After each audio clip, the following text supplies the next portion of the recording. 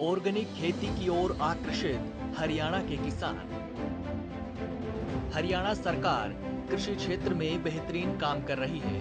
पिछले 8 सालों में मनोहर सरकार ने किसानों के लिए न जाने कितनी ऐसी योजनाएं चलाई हैं जो किसानों के लिए वरदान साबित हो रही है।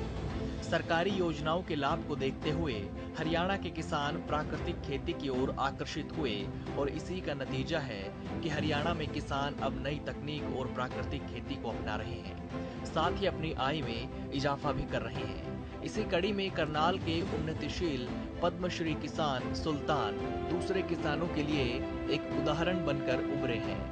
जहां एक तरफ सुल्तान मछली पालन को न सिर्फ हरियाणा में बल्कि देश में भी नई बुलंदियों पर पहुंचा रहे हैं, तो वहीं अब मछली पालक किसान सुल्तान सिंह ने अब एक नई तकनीक इजाद की है, जिससे न केवल किसानों की आय दोगुनी होगी बल्कि आम लोग भी अपनी घरों की छत पर ऑर्गेनिक सब्जी उगाकर कई बीमारियों से बच सकते हैं। ये सर हमारा जो है एक्वापोनिक्स इसको कहते हैं टेक्नोलॉजी को।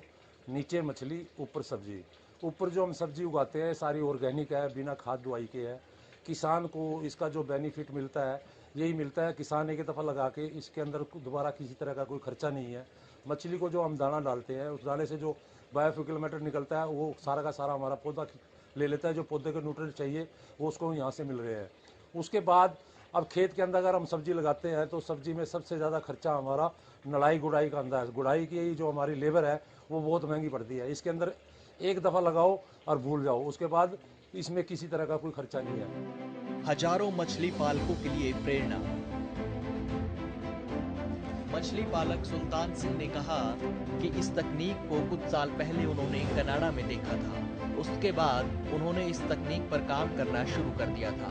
इस तकनीक को कामयाब बनाने में पद्मश्री अवार्ड से सम्मानित सुल्तान सिंह को 5 साल तो लग गए, लेकिन अब सुल्तान की ये तकनीक हजारों मछली पालक किसानों को एक प्रेरणा दे रही है। इस तकनीक से किसान और आम लोग टमाटर, आलू, पीली हरी शिमला मिर्च, ब्रोकली, स्ट्रॉबेरी, प्याज, तोरी, घिया और खीरे का उत्पादन कर सकेंगे।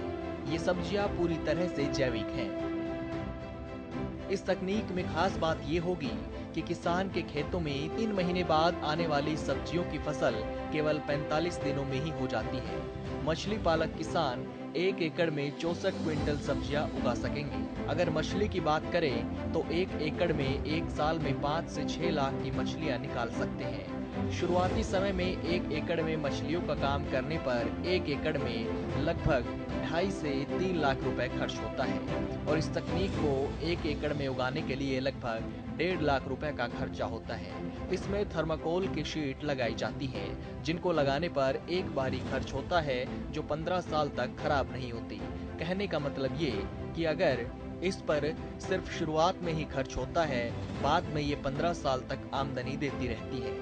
इन थर्माकोल की शीट पर 1 फुट के अंतराल पर सब्जी के पौधे लगाए जाते हैं। सब्जियों को पैदा करने पर होने वाला खर्च भी एक ही बार करना होगा।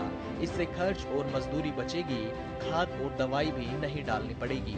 किसान के खेत में पलने वाली मछली का ऑक्सीजन लेवल भी बढ़ेगा और मछली तंग भी नहीं होगी। मछली का मलमूत्र इन सब्जियों के लिए खाद बन जाता है और पौधों में बार बार पानी नहीं देना पड़ेगा। जैविक सब्जी में आमदनी ज्यादा होगी क्योंकि ये पूरी तरह से शुद्ध होगी, जो अच्छे भाव में ग्राहक के द्वारा खरीदी जाती है। पद्मश्री अवार्ड से सम्मानित नीलोखेड़ी के गांव बुटाना के किसान सुल्तान सिंह ने बताया कि ये तकनीक उन्होंने कनाडा में देखी थी और उन्होंने तय कर लिया था कि वो इसे बड़े स्तर पर जरूर इजाद करेंगे। और ना ही इसके अंदर हम स्प्रे कर सकते हैं किसी भी पेस्टिसाइड वगैरह का, क्योंकि पेस्टिसाइड का अगर हम स्प्रे करते हैं तो मछलियाँ मरने का डर रहेगा। मरने का डर क्या रहेगा, मर जाएंगी। तो इसीलिए तो इसके अंदर जो भी हम जिस तरह का को अगर कोई किसी तरह की बीमारी आती है या किसी तरह का कोई प्रॉब्लम होती है तो हम इसमें ऑर्गेनिक ही यूज करते हैं, उसके अलावा हम कुछ यूज नहीं करते। तो आने वाले टाइम में पूरे वर्ल्ड की जो गवर्नमेंट है वो ये चाहती है हमारे को ऑर्गेनिक किसान चाहिए।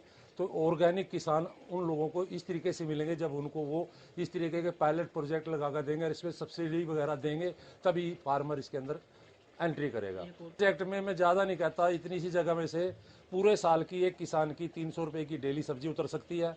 जो वो बाज़ार से लेकर आता है, उसके बाज़ार में जाने की जरूरत नहीं है, शुद्ध खाना खाएगा। और उसके साथ मछली हमारी 20 टन इसके अंदर पैदा हो सकती है, जिसकी कीमत लगभग बाज़ार में 30 लाख रुपए के आसपास है। तो 10 लाख रुपए हमारे में मछली में कमा सकता है और 3 से 4 लाख रुपए सब्जी से कमा सकता है। सुल्तान सिंह के बेटे नीरज चौधरी ने बताया कि इस पर उन्होंने काफी रिसर्च की है, उनका प्रयोग सफल हो गया है। अगली बार वह 4 हेक्टेयर भूमि पर इस तकनीक को लाने वाले हैं।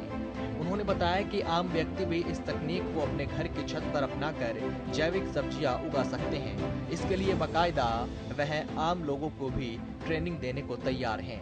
उन्होंने कहा कि भारत में इस खेती की यह पहली तकनीक है जो उन्होंने इजाद की है, जो आने वाले समय में मछली पालक किसानों के लिए एक नई क्रांति लेकर आएगी। इस तकनीक को देखने के लिए मछली विभाग और बागवानी विभाग के कई बड़े अधिकारी भी पहुंच रहे हैं, ताकि आने वाले समय में इस तकनीक को दूसरों के लिए भी पहुंचाया जा सके। हरियाणा में किसान सुल्तान सिंह ही नहीं, ऐसे सैकड़ों प्रगतिशील किसान के तौर पर उभरे हैं, जो कृषि में नई तकनीक का इस्तेमाल कर अपनी आय को दोगुना तो कर ही रहे हैं, साथ ही दूसरे किसानों के लिए प्रेरणादायक भी बन रहे हैं। अब सोहना के प्रगतिशील किसान धर्मपाल की सफलता की कहानी भी जानिए, जो जैविक सब्जियों की खेती में हाथ आजमा चुके हैं। दरअसल पिछले कुछ साल तक कृषि में उत्पादन बढ़ाने के लिए रसायनों का अंधाधुंध इस्तेमाल हुआ।